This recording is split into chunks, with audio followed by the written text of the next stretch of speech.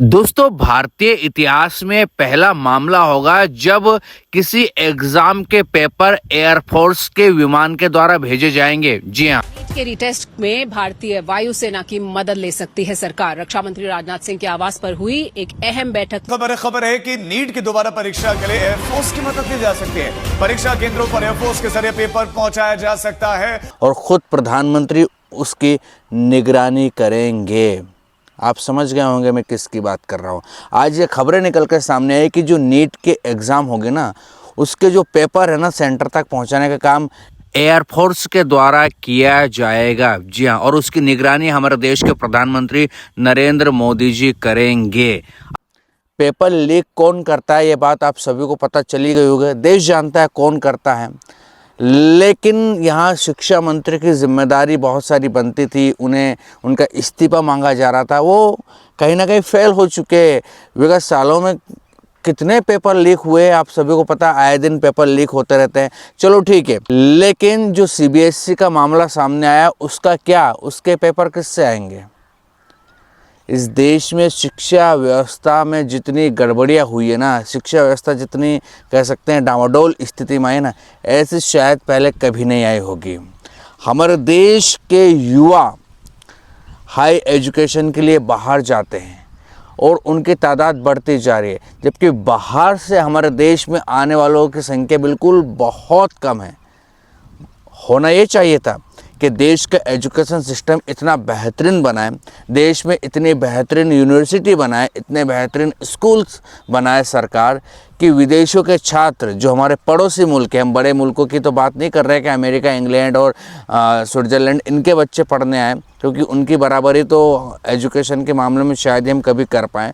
लेकिन जो हमारे पड़ोसी मुल्क के बच्चे हैं ना, जितने भी पड़ोसी मुल्क है, छोटे मुल्क है जो बाहर नहीं जैसा, वो हमारे इंडिया में आए, हमारे इंडिया से एजुकेशन लेकर वो अपने देश भी आए, बेहतरीन नाम रोशन करें। लेकिन ऐसा नहीं हुआ, आप देख रहे हो। यानी कि सरकारों को एजुकेशन की ज़्यादा फिक्र ही नहीं है।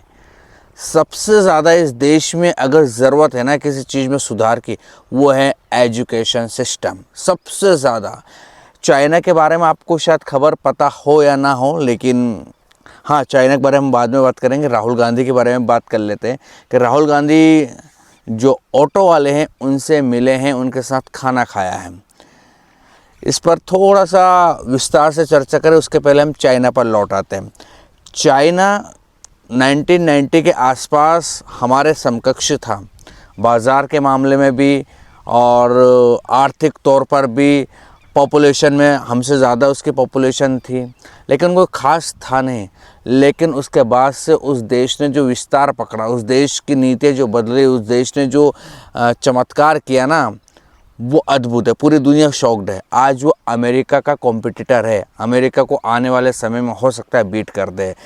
चाइना क्या कर रहा है? चाइना दरअसल जो अपने यहाँ के स्टूडेंट हैं, वो जो बाहर पढ़ने जाते थे, उनको बाहर पढ़ने गए, वहाँ शिफ्ट हो गए, चाहे वो साइंटिस्ट है, चाहे वो वैज्ञानिक हैं, या अपने ही उनके ही देश में पढ़े लेकिन बाहर जॉब करने चले गए। जैसे हमारे देश की प्रतिभा बाहर जाती है ना, ऐसे जो चाइना के बाहर गए ना, ऐसी खबरें कुछ समय पहले निकल कर सामने आई थी। मैंने एक वीडियो में और बताया था कि चाइना उनको अपने देश बुला रहा है कि आपको ये देश जितनी सुविधाएँ दे रहा है, चाहे वो अमेरिका में हो, चाहे वो जापान में हो, चाहे वो इंग्लैंड में हो, किसी भी देश में चाइना का कोई साइंटिस्ट है, डॉक्टर है, या जो वहाँ अपनी प्रतिभा का इस्तेमाल कर रहा है, दिमागी रूप से बहुत शानदार काम कर रहा है, उन सभी को चाइना अपने देश बुला रहा है, क्योंकि वो कह रहा है कि आप यहीं पर आकर वर्क करो, आपको जो वहाँ पर सुविधाएं मिलती है, जो वहाँ पर फैसिलिटीज़ मिलती है, जो वहाँ पर आपको सैलरीज मिलती है, सारी चीज़ें हम आपको देंगे।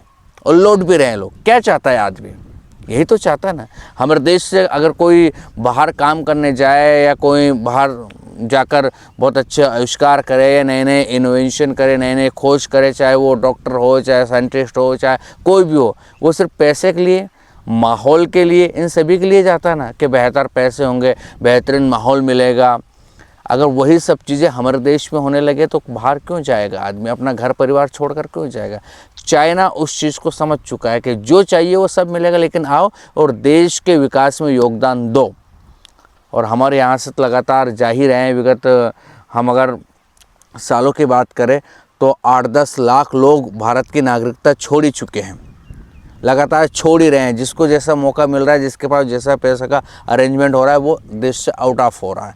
क्यों हो रहा है, इसके पीछे क्या कारण है, ये बात बताने की ज़रूरत ही नहीं है।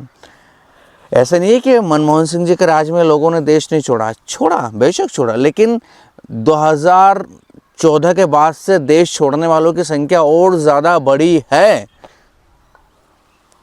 क्यों बढ़ी है, जबकि हम तो 2047 तक विश्व गुरु बनने वाले हैं और हम तो हिंदू राष्ट्र की ओर अग्रसर है। पता नहीं क्या क्या हम देश, मतलब दुनिया की चौथी इकोनॉमी हम बन चुके थे, अब छठी पे आ गए, वो अलग बात है ना। आने वाले समय में हम कई सारे देशों को बीट कर देंगे।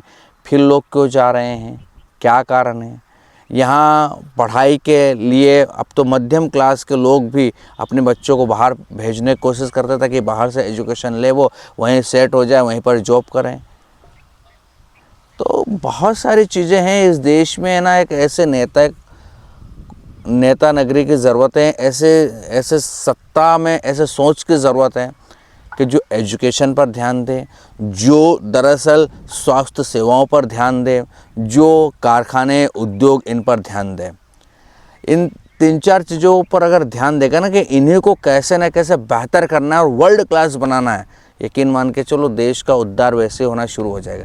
चाइना ने इन्हीं चीज़ों पर फोकस किया है। आज मैं एजुकेशन की बात करें, आप गूगल कर लीजिएगा, 100 टॉप यूनिवर्सिटी जो दुनिया की है, उनमें भी कई बार तो हमारा नाम नहीं आता है।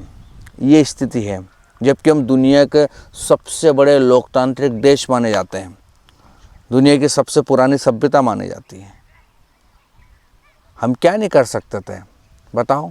चाइना अगर हमारे बराबर था, समकक्ष था, और चाइना ने बहुत कुछ देखा है। चाइना में अकाल भी आया, लोग भूखे भी मरे हैं।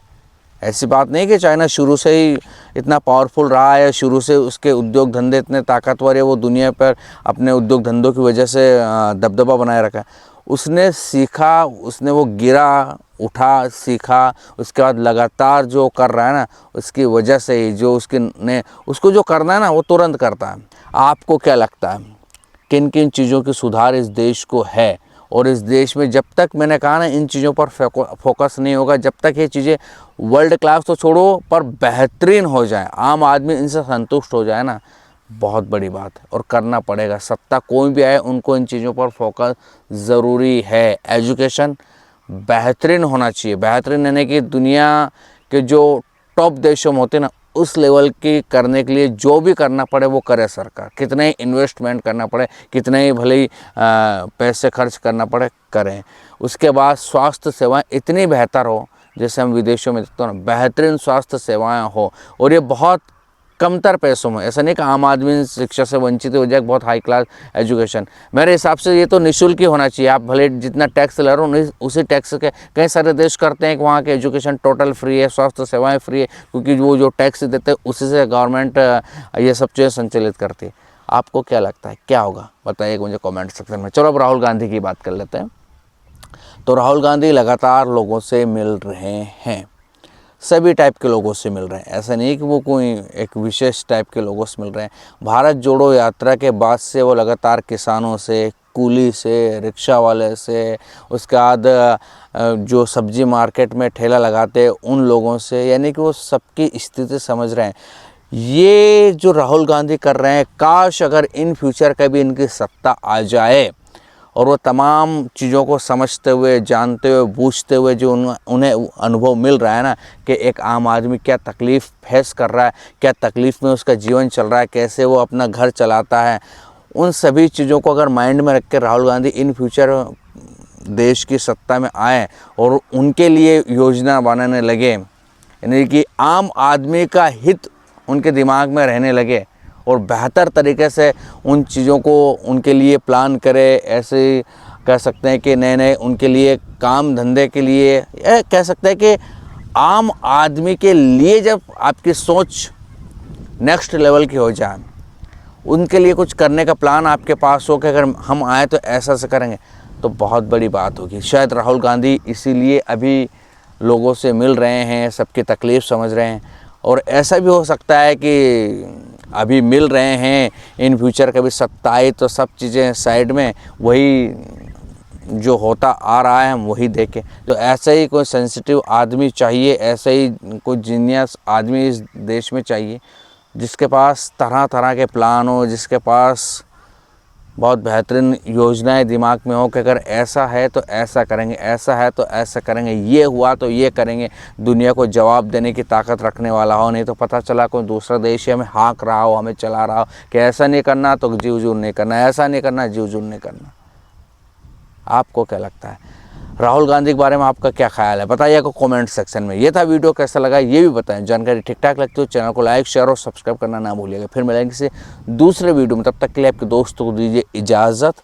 नमस्कार।